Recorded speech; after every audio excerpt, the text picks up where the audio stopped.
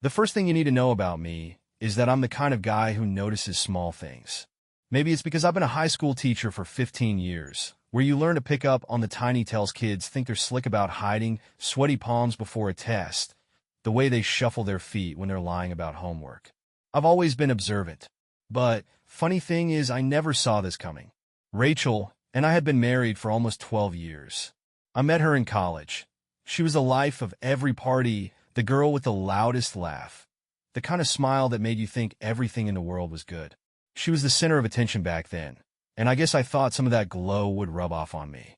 Turns out it did. For a while. We had a house in the suburbs, 2 kids, and a black lab named Milo. The American dream, right? I taught history. Rachel worked in marketing for a local company, and our lives ran like a well-oiled machine. But lately, something had felt off. Not a big thing, just little moments that didn't add up. She'd gotten busier, spending more evenings at networking events. Her laughter at home felt lighter, forced. She'd stopped sharing those funny little stories from her day. I told myself I was being paranoid. You don't just wake up one day and decide your whole life is a lie. Or do you? The first crack appeared on a Thursday. I'd come home from work early to surprise her. Rachel had been complaining about how stressed she was, so I thought I'd cook dinner and take care of the kids for the night. I wasn't expecting anything big, maybe just a thank you, a kiss on the cheek. Instead, I walked into the kitchen to find her standing there with her phone in hand, her face pale like she'd seen a ghost. When she saw me, she quickly shoved the phone in her pocket, smiled too wide, and said, "Oh, I didn't hear you come in." I wanted to brush it off, but that moment stayed with me. The way her hand trembled when she tucked her hair behind her ear. The way her eyes darted toward the clock like she was suddenly in a rush. I didn't ask her what she was hiding, not then. I told myself I didn't need to know, but I did.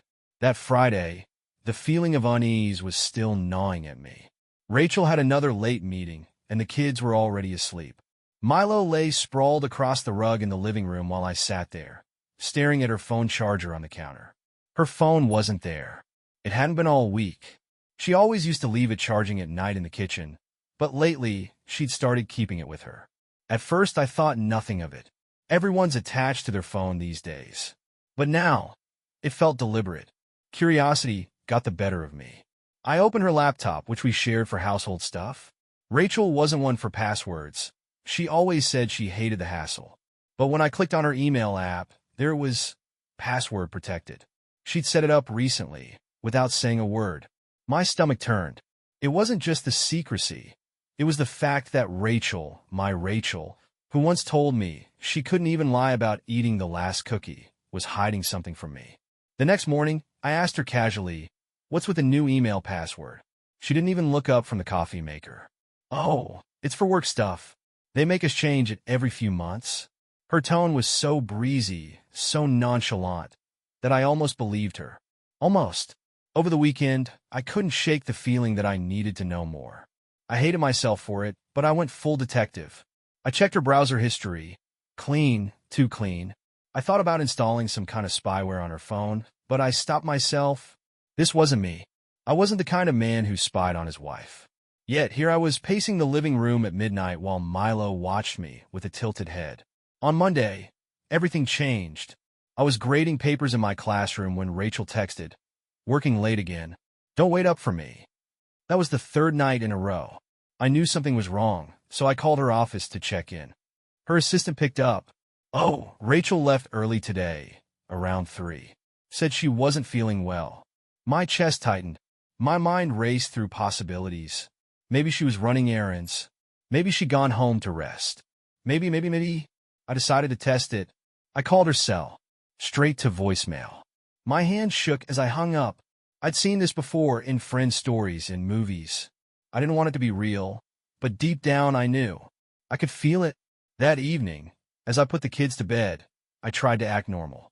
But I wasn't normal. My thoughts were loud and relentless. Where was she? What was she doing? I couldn't just sit there. I grabbed my keys and told Milo to stay. The moment I stepped outside, the air hit me like a slap to the face. Crisp and sharp, it did little to clear my head. I drove aimlessly for a while, but something, call it instinct, pulled me toward the west side of town. Rachel had mentioned a restaurant there once, one she said she wanted to try. It was packed when I got there, the kind of trendy place where you can't tell the waiters from the patrons. I parked across the street and sat there in the car, feeling like a fool. What was I even doing? But then I saw her. Rachel walked out of the restaurant, arm in arm with a man I didn't recognize. My breath caught in my throat. She was laughing, her head tilted back the way she used to laugh with me. They stood close, too close, as if the world around them didn't exist. The man touched her back as they walked to his car, his hand lingering a little too long. She didn't pull away. She leaned into it. I stayed frozen in place, gripping the steering wheel so hard my knuckles turned white. Every part of me screamed to confront her, to run over and demand answers. But I didn't. Not yet. I needed to be sure, to know the whole story before I let my emotions take over. So I followed them. I trailed them at a safe distance, my headlights dimmed, my heart pounding so loud I was sure they'd hear it. I never felt so humiliated, so angry, and yet I couldn't tear my eyes away. They pulled into the parking lot of a boutique hotel on the outskirts of town. A place I knew. Small, quiet, the kind of spot people chose when they didn't want to be noticed. Rachel stepped out of the car first, laughing as she adjusted the strap of her purse. He followed, locking his car with a confident click that echoed in the still night air. I parked a block away and waited, trying to breathe through the storm of emotions clawing at me. My mind was a chaotic mess. Anger, disbelief, heartbreak. I wanted to scream, cry, punch something, anything, but I couldn't afford to lose control. Not now. I needed proof. I waited for 10 minutes before stepping out of the car, every nerve in my body on edge. The lobby door swung shut as I approached, and through the glass, I saw the man hand something to the receptionist. A key card. Rachel stood beside him, her hand on his arm, smiling that smile I thought belonged to me. They disappeared down the hallway together. I didn't follow them immediately. I couldn't. My legs felt like they were made of lead, and my stomach churned violently. Was this really happening? After 12 years of marriage, 2 kids, countless sleepless nights, and promises whispered in the dark. Was this how it ended? I didn't know how long I stood there, frozen, but eventually I snapped out of it. My feet moved before I made the conscious decision, carrying me toward the front desk. The receptionist, a young guy who looked barely out of high school, glanced up from his phone. "Excuse me," I said, trying to keep my voice calm. "My wife forgot her phone. She's in room. What was it?" I fumbled for words, pretending to search my memory. "Rachel Johnson. I think she just checked in." The kid raised an eyebrow, but typed something into his computer. "Room 312, he said, like it was no big deal. No questions, no suspicions." I gave him a strained smile and walked toward the elevator, my fists clenched tightly at my sides. I didn't have a plan.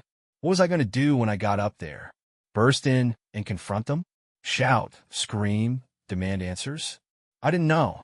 All I knew was that I needed to see for myself. The elevator ride felt like an eternity. By the time I reached the 3rd floor, I was trembling. I walked down the hall, each step heavier than the last, until I stood in front of 312. For a moment, I just stood there, staring at the door. I could hear muffled voices inside. Hers, his, laughter. My blood boiled. But I didn't knock. I didn't kick the door down. Instead, I pulled out my phone and snapped a picture of the room number. Then I pressed my ear to the door and listened. The words were faint, but I caught snippets. His deep voice calling her beautiful. Her soft laugh, the one she used to save for me. I felt sick. I turned and walked away. Every step a battle against the urge to go back and blow up the whole scene. I knew I couldn't do that. Not yet. I needed more than just hearsay, more than my own eyes and ears. I needed undeniable proof. Something she couldn't explain away or gaslight me into doubting. As I drove home, my mind raced. This wasn't over. Not by a long shot. The drive home was a blur.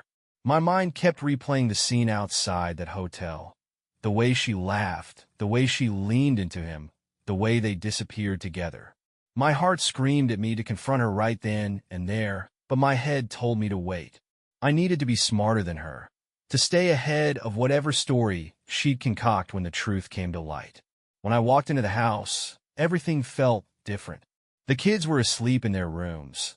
The house was dark except for the faint glow of the porch lights spilling in through the window. Milo wagged his tail and licked my hand, but even he seemed to sense something was wrong. I sat on the couch, staring at the framed pictures on the wall. Our wedding photo, the kids' kindergarten portraits, a candid shot of Rachel laughing on a family vacation. How could she do this? How could she laugh with him the same way she laughed with me? The betrayal wasn't just physical. It was emotional, personal. She wasn't just cheating on me. She was dismantling the life we'd built together, brick by brick. I stayed up all night planning my next move. This wasn't something I could stumble through blindly. I needed precision, strategy, and patience. I wasn't just going to confront her with a few blurry photos and a gut feeling. I needed irrefutable evidence, the kind she couldn't deny no matter how hard she tried. And when I confronted her, I wanted her to feel the weight of her choices. Every lie, every secret, every betrayal. The next day, I set my plan in motion. I called a buddy of mine, Todd, who worked in IT. He owed me a favor for helping him move a couple of months ago, and I knew he wouldn't ask too many questions. I told him I needed help retrieving some deleted messages from Rachel's phone. Todd laughed. Dude, you're lucky she has an iPhone. iCloud backups are easy to dig into if you know what you're doing. I'll get you set up, but you better bring beer. I drove to Todd's place after work, carrying a six-pack and a smile that didn't reach my eyes. He didn't press for details, and I didn't volunteer any. Within an hour, he had everything set up on my laptop. Messages, emails, even location history. It was all synced to an app that would update in real time. Thanks, man, I said as I grabbed the laptop and left. I owe you one. Back at home, I waited. Rachel returned late that night, her excuse as flimsy as ever. Sorry I'm so late. Meetings ran over again. She kissed my cheek like nothing had changed, like she hadn't just spent the evening in another man's arms. The sheer audacity of it made my stomach turn. The next few days were excruciating.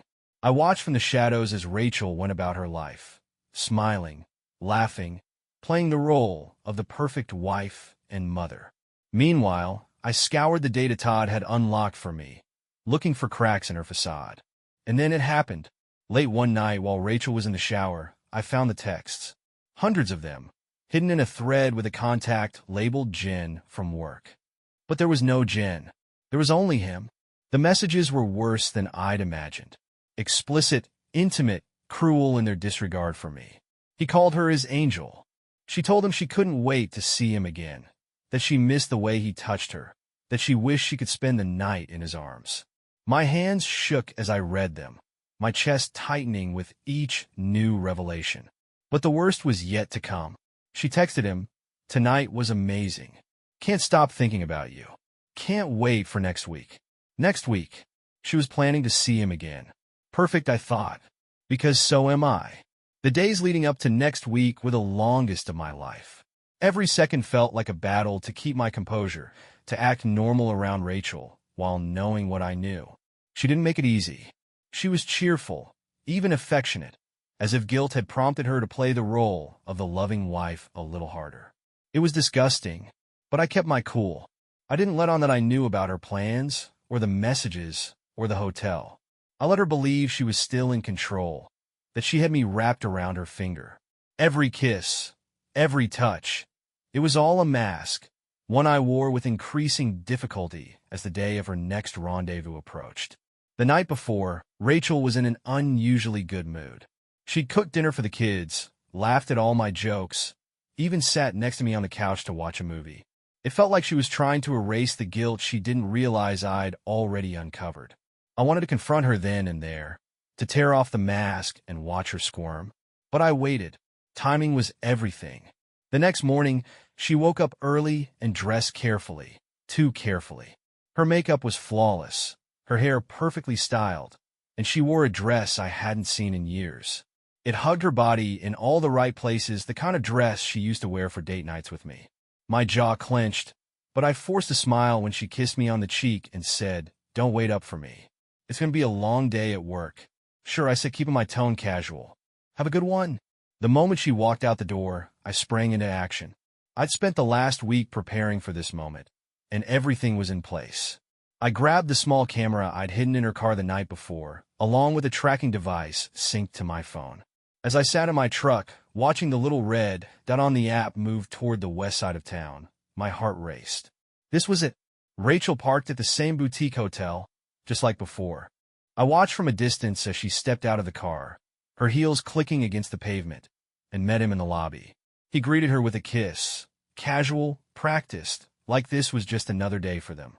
I snapped photos from my vantage point, my hands steady despite the adrenaline coursing through me. Once they were inside, I waited for 15 minutes before entering the hotel myself. I'd already called ahead, pretending to be a journalist interested in writing a piece on their customer service. The manager, eager for publicity, had been more than happy to grant me access to the security room. I walked in, greeted him with a firm handshake, and explained that I wanted to observe their surveillance system in action. He led me to the back room, where rows of monitors displayed footage from every corner of the hotel. I pretended to take notes as he explained the system, but my eyes were locked on one screen in particular, the hallway leading to room 312. I saw Rachel and her lover enter the room together, the door closing behind them. I thanked the manager for his time, promising to send him a draft of the article soon, and left the hotel. My phone buzzed with updates from the hidden camera in Rachel's car, capturing every word she and her lover had exchanged on the way. By the time I got back to my truck, I had all the proof I needed. But this wasn't about proof anymore. It was about revenge.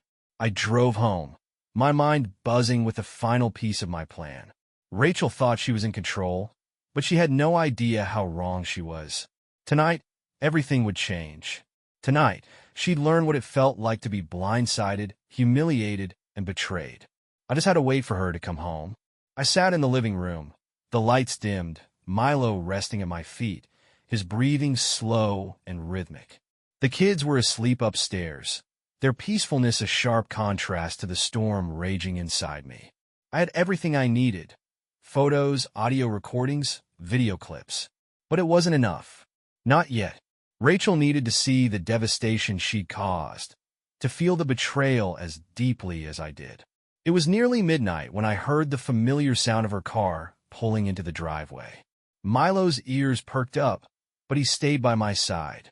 My heart pounded as I stared at the front door, waiting for it to open. The seconds dragged, each one heavier than the last. And then there she was.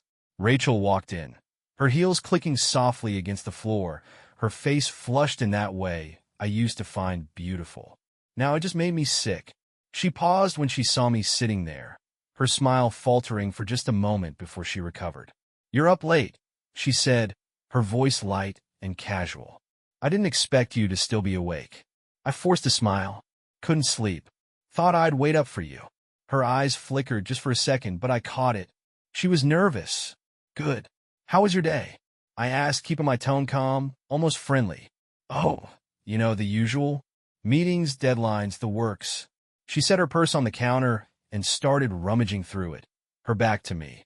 It felt like she was avoiding my gaze. I clenched my fists, digging my nails into my palms to keep my composure. "Must have been a long day," I said. "You're all dressed up. What was the occasion?"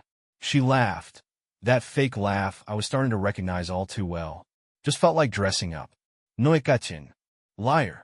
I stood up, walking toward her. My footsteps were slow, deliberate.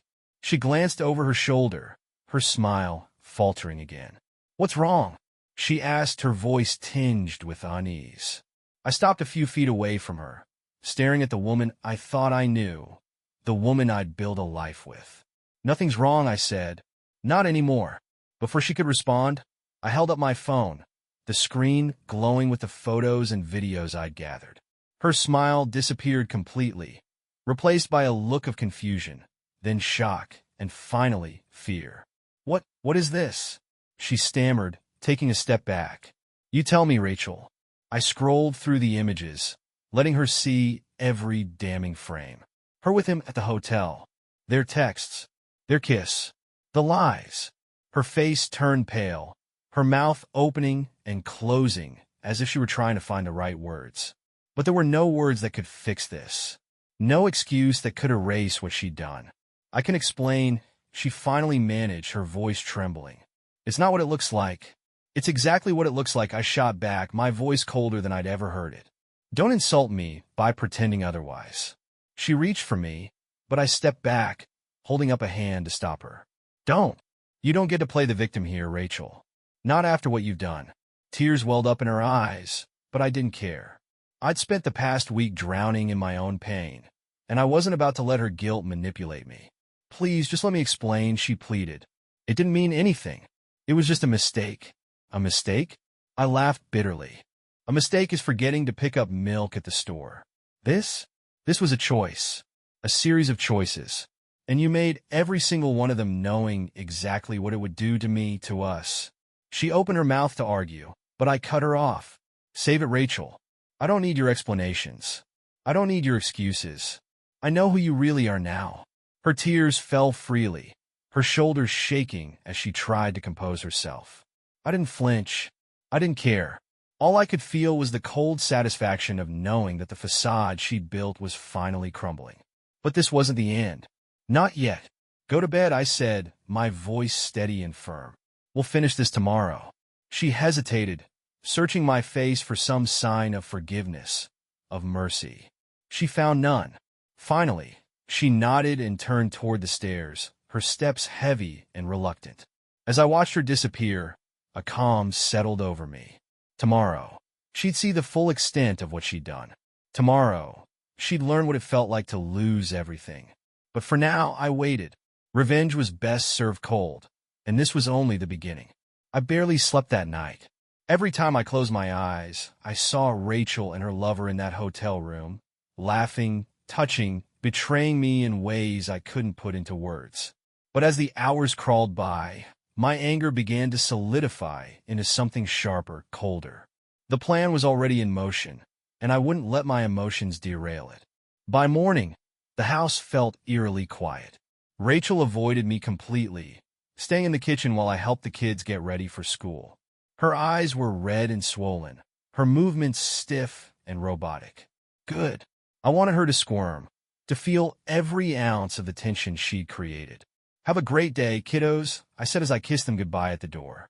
Milo wagged his tail as he followed me back inside, his presence the only thing keeping me grounded.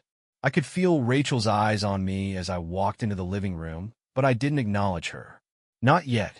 It wasn't until the kids were gone, and the house was still, that she finally spoke. Her voice was small, almost timid, like she was afraid of waking a sleeping giant. Can we talk? I didn't look up from the newspaper in my hands. Talk about what? About everything, she said, taking a hesitant step closer. Last night, the photos. Us. I folded the paper slowly, placing it on the coffee table as I met her gaze. She looked fragile, like a porcelain doll on the verge of cracking. But I wasn't fooled. I knew what lay beneath that mask. Go ahead, I said, leaning back in my chair. Talk. She hesitated, wringing her hands like she was trying to summon the right words. I don't know where to start. I'm sorry. I made a mistake, a huge mistake, and I know I've hurt you. But it didn't mean anything. I swear it didn't. I tilted my head, studying her. Didn't mean anything?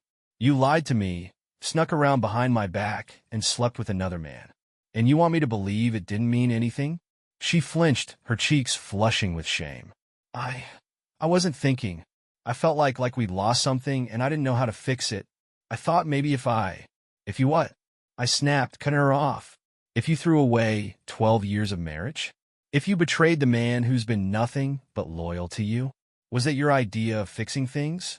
Her bottom lip trembled, but she pressed on. I didn't mean to hurt you. I was just, I don't know, looking for something I thought I'd lost. But it's you, okay? It's always been you. I laughed, a bitter sound that echoed through the room. Do you even hear yourself? You were looking for something you thought you'd lost, so you jumped into bed with another man? That's not love, Rachel. That's selfishness. Tears streamed down her face now, and she sank into the armchair across from me, her shoulders slumped in defeat. Please, I'll do anything to make this right. Just tell me what to do. I leaned forward, my elbows resting on my knees as I stared her down. Anything? She nodded frantically, desperation written all over her face. Anything. Then sit tight, I said, my voice cold and even. Because by the end of today, you'll know exactly what it feels like to lose everything. Her eyes widened in confusion and fear, but she didn't respond. She knew better than to press me further. I stood and walked out of the room, leaving her to sit in the suffocating silence of her own guilt. By the time I returned, my revenge would be complete. The rest of the morning was a blur of preparation. While Rachel sat in the house, likely replaying every moment of her betrayal, I was out putting the final touches on what I had planned. My stomach churned with a strange mix of nerves and grim satisfaction, but I pushed it aside. There was no room for hesitation now. This was for me, for the person she had betrayed. I started by heading to the storage unit I had rented earlier in the week, a place she didn't know existed. Inside, I'd stored a neatly packed collection of her belongings: clothes, shoes, photo albums, and anything else that belonged to her personally. I wasn't going to throw her out on the street, but I wanted her to feel the weight of what she had done. She needed to understand that her actions had consequences, real ones. Next, I stopped at the bank. I had already spoken to our financial advisor earlier in the week, and everything was ready. The joint accounts were frozen, my personal savings were secured, and the paperwork for a new individual account had been finalized. She wasn't going to drain me emotionally or financially. I made sure of that. By noon, everything was in place. I drove back home, parked in the driveway, and took a deep breath. It was time for her to face what she had done and for me to finally say everything I had been holding in. When I walked into the house, she was sitting at the kitchen table, staring blankly at a cup of coffee. She looked up as I entered, her eyes red and puffy from crying. I didn't feel pity. Not anymore. "We need to talk," I said, my voice steady. She nodded, her hands gripping the mug like it was the only thing keeping her grounded. "I'm ready." "Good," I said, sitting down across from her. "Because this is the last time we're going to do this." Her breath hitched, but she didn't say anything. I leaned back in my chair, crossing my arms as I looked her in the eye. "Here's how this is going to work. I've packed your things. They're in a storage unit downtown. I'll give you the address, and you can collect them at your convenience." Her eyes widened. "Wait, what? You packed my things?" "Yes," I said, my tone cold. "I've also frozen our joint accounts. You'll have access to enough money to get on your feet. But that's it. I'm filing for divorce." She looked like I had slapped her. "Divorce?" "No, wait, we can't just end things like this. We can work through this, Floyd. Please." I shook my head, refusing to let her tears sway me. "There's nothing to work through, Rachel. You made your choice. You knew exactly what you were doing every step of the way. This isn't something I can forgive, and it's certainly not something I can forget. But it was just one mistake," she pleaded, her voice breaking. "One mistake in 12 years. Doesn't that count for something?" "No, it doesn't," I snapped. "Because it wasn't just one mistake. It was a series of choices. You lied to me, disrespected me, and threw away everything we built together. That's not something I can overlook." Her tears fell harder, but I didn't stop. "And don't you dare try to blame this on me. I wasn't the one sneaking around, meeting someone else in hotel rooms. I wasn't the one who destroyed this family. You did that all on your own." She buried her face in her hands, her sobs muffled by her palms. I watched her, my emotions a whirlwind of anger, sadness, and bitter relief. "This wasn't easy, but it was necessary. I'll stay in the house with the kids," I continued. "You can see them, but I wanted to be on my terms. We'll work out the details through the lawyers, but don't think for a second that you're walking away from this unscathed." Her head shot up, her eyes desperate. "Please, Floyd, don't do this. I love you. I love our family. You should have thought about that before you destroyed it," I said, standing up. I walked to the counter, grabbed a folder filled with the evidence I'd gathered, and dropped it in front of her. "Here's everything. Photo, message, video. In case you're tempted to lie to anyone about what really happened." She stared at the folder, her hands shaking as she reached for it. I didn't wait to see her reaction. I turned and walked out of the room, leaving her alone with the wreckage she had created. I left Rachel sitting there, her sobs echoing faintly behind me as I stepped into the fresh air outside. But this wasn't over. Not yet. I had one more piece of the puzzle to set into motion, something Rachel would never see coming. It wasn't enough to walk away and leave her with guilt. I wanted her to feel what I'd felt: blindsided, humiliated, and powerless. That evening, I sat in the living room, scrolling through my phone as the kids played upstairs. My hands hovered over the send button, the final piece of my revenge poised and ready. I had debated this for days, weighing whether I could actually go through with it. But every time I pictured her laughing with him, every time I replayed her lies in my mind, the answer became clearer. I pressed send. The message wasn't just to Rachel, it was to everyone. Our closest friends, her family, and even a few co-workers of hers who I knew would spread the word like wildfire. Attached were the photos, the texts, the undeniable proof of what she had done. My message was short, to the point, and brutal. This is the truth about Rachel. After 12 years of marriage, this is how she repaid me. I thought everyone should know. I put my phone down and stared at it, my heart pounding in my chest. Part of me felt sick, like I'd crossed a line I couldn't uncross. But another part of me, the part that had spent weeks drowning in betrayal, felt vindicated. She had made me the fool, the man who didn't see it coming.